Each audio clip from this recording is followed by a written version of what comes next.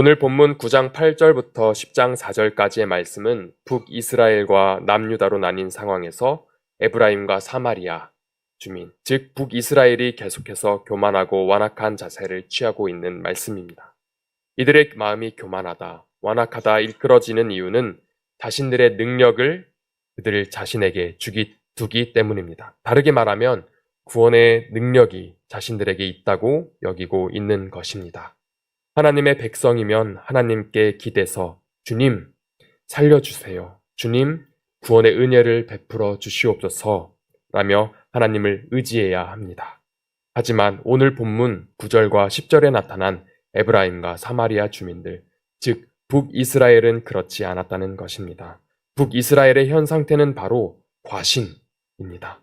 우리의 과신은 무엇입니까? 자신의 능력을 과하게 믿는 것이죠. 예전 어떤 어르신이 제가 체력을 남발하니까 지금 아무리 체력이 좋다고 해도 과신하지 마라 라고 하셨습니다. 이 말 뜻은 네가 다 할 수는 없는 거야. 무적은 아니지 라는 말이었습니다. 스스로 너무 혹사시키니까 걱정하는 마음에 과신은 최악의 경우 어이없게 죽게 될 수도 있다라는 말을 덧붙이셨습니다. 과신이 심하면 급기야 죽을 수도 있습니다. 북이스라엘이 현재 과신하는 상황에 처해 있습니다.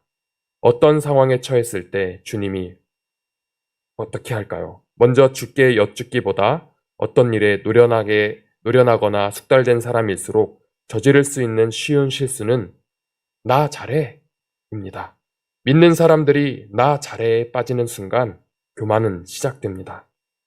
이 교만이 우리 마음에 자라는 속도는 마치 여름날 잡초와 같습니다. 분명 얼마 전에 깎아놨는데 어느 순간 다시 괴물처럼 자라나 있는 것을 보게 됩니다. 이 잡초들이 우리 터전을 훼손하지 못하게 하는 방법은 그때그때 잘라내는 것입니다. 아니면 그 뿌리를 뽑아내는 것인데 이마저도 완전한 해결책이 되지 못합니다.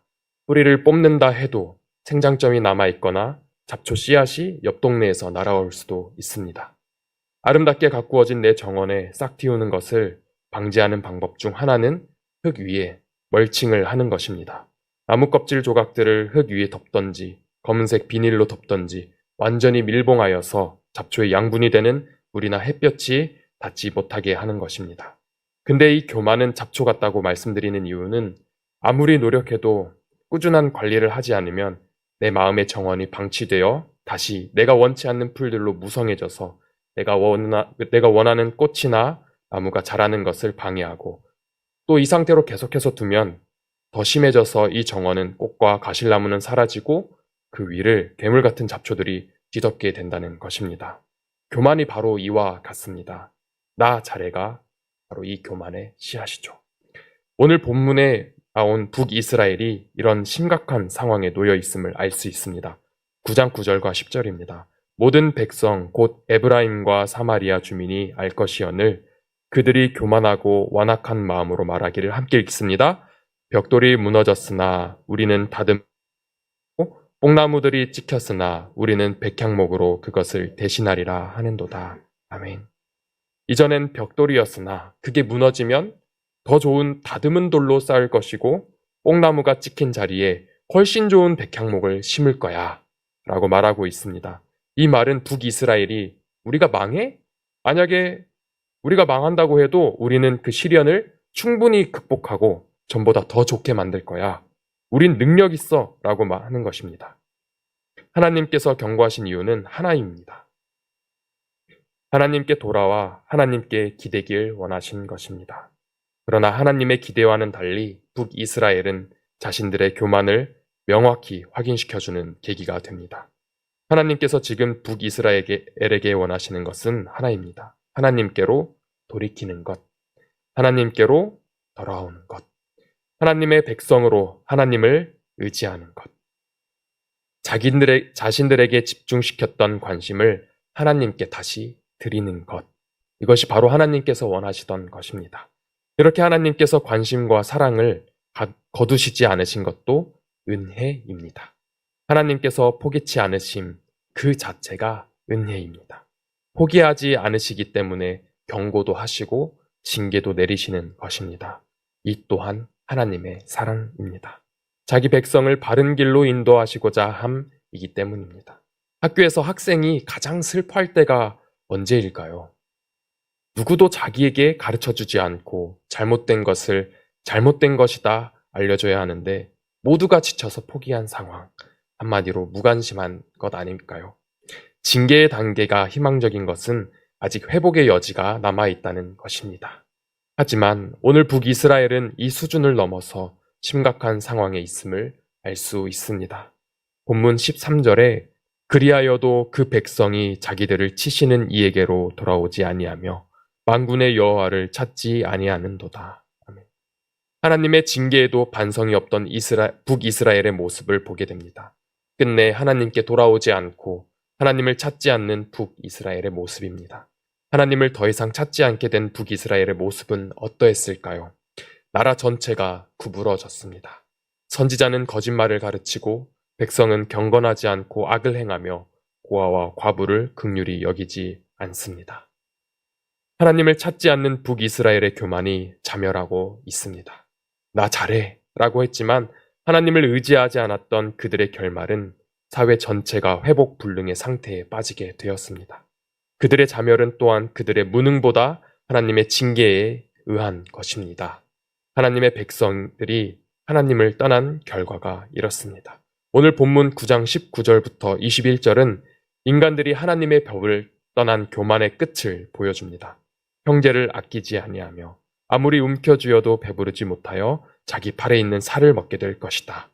사회가 붕괴되고 자기에게 집착하다 못해 끝내 하나님의 형상을 잃고 자기 자신과 자기 민족을 집어삼키는 파멸로 치닫게 됨을 보게 됩니다. 마지막으로 본문 10장 1절부터 4절까지 북이스라엘의 인간이 추구한 자기들의 이상의 끝은 불의가 가득한 세상임을 보여주면서 오늘 본문이 끝납니다.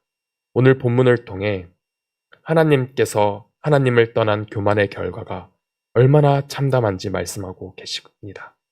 하나님의 징계는 사랑의 한 부분임을 기억합시다. 주님이 우리를 포기치 않으신다는 그 은혜에 한 번 더 감격합시다.